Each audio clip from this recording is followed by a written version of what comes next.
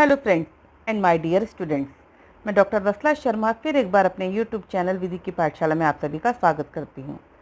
आज हम डिस्कस करने जा रहे हैं बहुत ही important topic interpretation of statutes को, जो कि लॉ स्टूडेंट्स के लिए बहुत ही इंपॉर्टेंट टॉपिक है, जिसे हिंदी में संविधियों का निर्वचन कहा जाता है। तो देखिए, जानते हैं कि क्या है संविधियों का निर्वचन। निर्वचन या इंटरप्रिटेशन से मीनिंग होता है एक्सप्लेनेशन, यानी कि किसी भी चीज़ की व्याख्या करना। और जब हम संविधि की बात करते हैं तो देखिए, संविधि से तात्पर्य विधायिका द्वारा बनाई गई विधि से ही है। अब यहाँ पर हम समझते हैं कि संविधियों के निर्वचन का क्या मतलब है। देखिए, हम सभी जानते हैं कि विधायिका ने विधि बना दी, ठीक है, और वो विधि हमारे देश में लागू हो जाती है। अब विधि बनाई क्यों जाती है? हम लोगों को न्याय प्रदान करने के लिए, हम लोगों के कल्याण के लिए। लेकिन जो न्याय प्रदान करने का काम है वो किसका है? न्यायपालिका का। तो जैसा कि मैंने भी आपको बताया कि विधायिका ने विधि बना दी, और आप देखते हैं कि जो कोडिफाइड लॉ होते हैं उसमें बहुत टिपिकल लैंग्वेज मीन्स वो हमारी आम बोलचाल की भाषा तो होती नहीं है। तो वहाँ पर कभी कभी ऐसा भी हो जाता है कि विधायिका ने कोई जो भाषा प्रयोग की है तो उसमें कोई शब्द या कोई उपबंध का मीनिंग बिल्कुल क्लियर नहीं होता, या वहाँ पर कोई डाउट हो जाता है, या कभी कभी कोई ऐसा वर्ड भी आ जाता है कि जिसके एक से ज़्यादा अधिक मीनिंग निकल रहे हों। अब उस स्थिति में जब उससे संबंधित कोई बात जब न्यायालय के सामने जाता है तो वहाँ पर न्यायाधीशों के सामने ये मुख्य समस्या खड़ी हो जाती है कि वो जो वर्ड क्लियर नहीं है उसका क्या एग्जैक्ट मीनिंग निकालें। तो जब वो विधायिका के उद्देश्यों को ध्यान में रख करके, या विधायिका ने विधि किस पर्पस से बनाई है, इन सब चीज़ों को ध्यान में रख करके उन अस्पष्ट शब्दों का या अनिश्चित प्रावधानों का स्पष्ट और निश्चित मीनिंग जब निकालते हैं तो वही निर्वचन कहलाता है। यानी कि अब यहाँ पर हमें ये क्लियर हो गया है कि संविधियों का निर्वचन करने का मुख्य कार्य न्यायालयों का ही है। न्यायालय ही संविधियों का निर्वचन करते हैं। लेकिन देखिए, यहाँ पर एक बात और इम्पॉर्टेंट है। यदि किसी कानून के निर्वचन की आवश्यकता केवल हमें तभी पड़ेगी जब उसके मामलों में अनिश्चित और अस्पष्टता हो।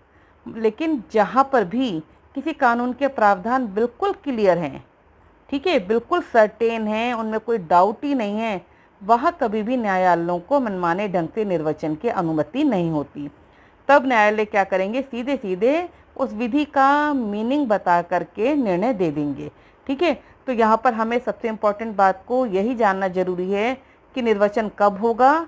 निर्वचन केवल तभी होगा जब विधायिका द्वारा बनाई गई विधि का कोई प्रावधान, कोई उपबंध या कोई शब्द अस्पष्ट होगा, अनिश्चित होगा। सभी न्यायाधीश उस चीज़ को क्लियर करेंगे, उसके प्रावधानों को स्पष्ट और निश्चित करेंगे। नहीं तो वो उसमें बिल्कुल भी हस्तक्षेप नहीं करेंगे, मनमाने ढंग से निर्वचन नहीं करेंगे। जम्मू और कश्मीर राज्य बनाम ठाकुर गंगा सिंह के लीडिंग केस में भी, जो 1962 का है, उच्चतम न्यायालय के न्यायाधीश सुब्बा राव ने निर्वचन की प्रक्रिया को स्पष्ट करते हुए कहा था कि निर्वचन एक ऐसा तरीका है जिसके द्वारा कानून के किसी उपबंध के सही भाव या अर्थ को समझा जा सकता है। तो देखिए, यहाँ पर यह भी क्लियर हो गया कि यदि कानून का कोई उपबंध है और विधायिका ने विधि बनाते समय उसको किस रूप में लिखा है कि मान लिया वो मीनिंग नहीं क्लियर हो पा रहा, तो अब यहाँ पर ये न्यायालय का काम हो जाएगा कि वो निर्णय देते समय उस उपबंध का सही मीनिंग जो विधायिका ने सोच के बनाया होगा वही मीनिंग निकाल करके सही तरीके से निर्णय प्रदान करें। कुछ प्रमुख विधिशास्त्रियों ने निर्वचन को अपने अपने तरीकों से बताया है। तो चलिए आइए बात करते हैं। सबसे पहले बात कर रहे हैं हम सामंत महोदय के अकॉर्डिंग। सामंत कहते हैं कि निर्वचन या अर्थान्वयन से तात्पर्य उस प्रक्रिया से है जिसके द्वारा न्यायालय विधानमंडल के आशय का उस प्राधिकृत रूप में जिसमें कि वह व्यक्त किया गया है विनिश्चित अर्थ निकालने का प्रयत्न करते हैं।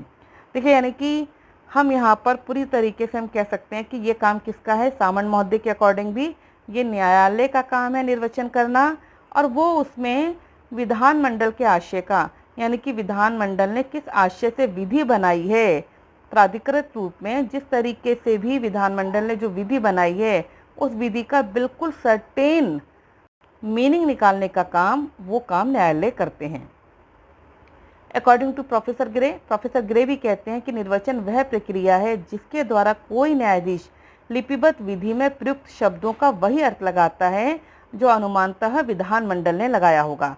यानी कि जो हम कोडिफाइड लॉ, जो भी हमारे देश में जो भी कोडिफाइड लॉ बने हुए हैं, तो उसमें यदि किसी भी चीज़ का मीनिंग क्लियर नहीं हो रहा हो तो ये न्यायाधीश उसका मीनिंग उसी प्रकार से निकालेंगे जो विधानमंडल ने उस विधि को बनाते समय लगाया होगा।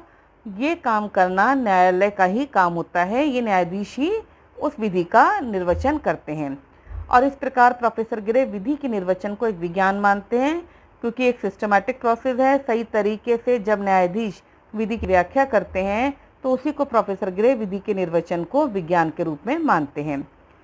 अतः इस प्रकार यदि हम सामंत महोदय की डेफिनेशन की बात करें या प्रोफेसर ग्रे की डेफिनेशन की बात करें या और भी यदि हम निर्वचन को समझें तो हमें ये क्लियर होता है कि निर्वचन एक ऐसी प्रक्रिया है जिसके द्वारा न्यायालय किसी विधान के बारे में यह निश्चय करता है कि उसका क्या आशय है, और इसे ही संविधियों का निर्वचन कहा जाता है। अब हम बात करने जा रहे हैं कि संविधियों के निर्वचन का उद्देश्य क्या है, इंटरप्रिटेशन ऑफ स्टैट्यूट का पर्पस क्या है। देखिए, किसी भी संविधि का जो भी निर्वचन किया जाता है उसका प्रयोजन यह है कि जिस भाषा को प्रयोग में लाया गया है उसका स्पष्ट रूप से या अंतर्निहित रूप से आशय क्या है, इसे निर्धारित कर लिया जाए। जैसे कि लेजिस्लेशन ने जो भी लॉ बनाया है तो उसमें जो वर्डिंग जो यूज़ की गई है, तो अब ये न्यायालय का काम हो जाएगा कि उसमें जो शब्द, यदि कोई शब्द क्लियर नहीं हो रहा है तो वो डायरेक्टली या इनडायरेक्टली किस तरीके से विधायिका के आशय को पूरा कर रहे हैं, वो शब्द का जो मीनिंग निकालना ही पूरी तरीके से न्यायालय का काम है। और निर्वचन का उद्देश्य यही होता है कि जिससे कि लोगों को सही तरीके से निर्णय मिल सके। और प्रस्तुतवाद की परिस्थितियों में निर्वचन द्वारा की गई व्याख्या व्यवहार में आती है या नहीं, यही निर्वचन का उद्देश्य है। यानी कि जो भी जजमेंट दिया जा रहा है उसमें जो भी लॉ, जिस भी लॉ के बेस पर जो भी लोगों को जजमेंट दिया जा रहा है, तो वाकई में वो विधि का उद्देश्य वहाँ पर पूरा हो रहा है कि नहीं हो रहा। जैसे यदि हम आपराधिक विधि की बात करें तो देखिए, आपराधिक विधि क्या है, अपराध की रोकथाम करने के लिए। लेकिन यदि मान लिया उसका कोई प्रोविज़न क्लियर नहीं हो रहा तो ये न्यायाधीशों को भी पता है कि हमें उस शब्द का उसी तरीके से मीनिंग निकालना होगा जो कि विधायिका ने उद्देश्य लेके बनाया है। यानी कि अपराध को कम करने के लिए ये विधि बनाई गई है, तो उसका वैसा ही मीनिंग निकालने की कोशिश करनी चाहिए। इस प्रकार संविधियों के निर्वचन का मुख्य उद्देश्य संविधि में प्रयुक्त भाषा का स्पष्ट अथवा अस्पष्ट रूप से क्या अर्थ है, इसका निष्कर्ष निकालना है। यहाँ एक बात और उल्लेखनीय है कि संविधान के निर्वचन में न्यायालय संबंधित, सॉरी देखिए यहाँ पर ये संविधान नहीं है, ये संविधि के निर्वचन में है। संविधि के निर्वचन में न्यायालय संबंधित कानून के बारे में विधायिका के आशय को स्पष्ट करते समय जो सिद्धांत प्रतिपादित करते हैं वे निर्वचन के सिद्धांत कहलाते हैं। जब हम आगे इसको और पढ़ेंगे तो देखिए वहाँ पर हमको बहुत सारे पॉइंट क्लियर होंगे। हमने जैसे बहुत सुनने में बड़ा इजी लगता है कि ठीक है न्यायाधीश संविधियों का निर्वचन करेंगे, लेकिन ऐसा नहीं है। निर्वचन करते समय बहुत सारे सिद्धांत, जैसे कि जब हम बात करेंगे हमारा ग्रामेटिकल रूल है, गोल्डन रूल है, हार्मोनियस कंस्ट्रक्शन है, तो बहुत सारे रूल हैं, मिसचीफ रूल है, ये सारे जो निर्वचन के सिद्धांत कहलाते हैं। तो इन सभी सिद्धांतों का भी प्रतिपादन न्यायालय के द्वारा संविधियों का निर्वचन करते समय होता है। Thank you so much. आशा करती हूँ कि आपको संविधियों का जो निर्वचन का क्या अर्थ है ये बिल्कुल क्लियर हो गया होगा।